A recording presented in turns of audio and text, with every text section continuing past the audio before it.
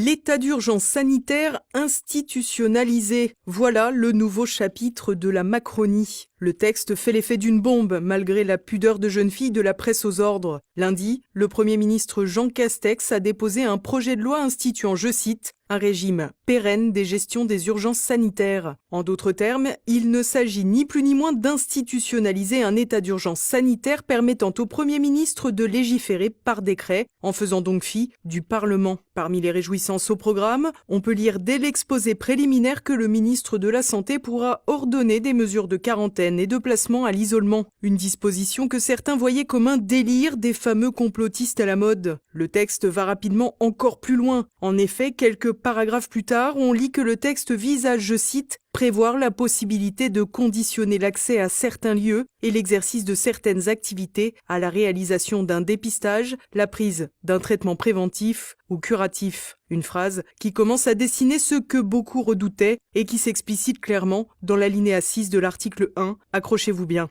Le Premier ministre peut, le cas échéant dans le cadre des mesures prévues au point 1 à 5, subordonner les déplacements des personnes, leur accès aux moyens de transport ou à certains lieux, ainsi que l'exercice de certaines activités à la présentation des résultats d'un test de dépistage établissant que la personne n'est pas affectée ou contaminée, au suivi d'un traitement préventif, y compris à l'administration d'un vaccin ou d'un traitement curatif. Le décret mentionné au deuxième alinéa du présent article précise l'étendue de cette obligation ainsi que ses modalités d'application s'agissant notamment des catégories de personnes concernées. Il n'aura donc pas fallu un mois pour que la dernière allocution d'Emmanuel Macron soit battue en brèche. En effet, le 24 novembre dernier, le chef de l'État s'était dit opposé à la mise en place d'un vaccin obligatoire. Une déclaration rassurante dans la mesure où les essais cliniques des laboratoires concernés n'avaient même pas encore été publiés. Le projet de loi de Jean Castex semble, en toute quiétude, revenir sur ses propos en déguisant l'obligation vaccinale avec des périphrases. Une disposition qui a tout du passeport santé prévu et dénoncé par plusieurs personnalités politiques comme Florian Philippot ou certains scientifiques.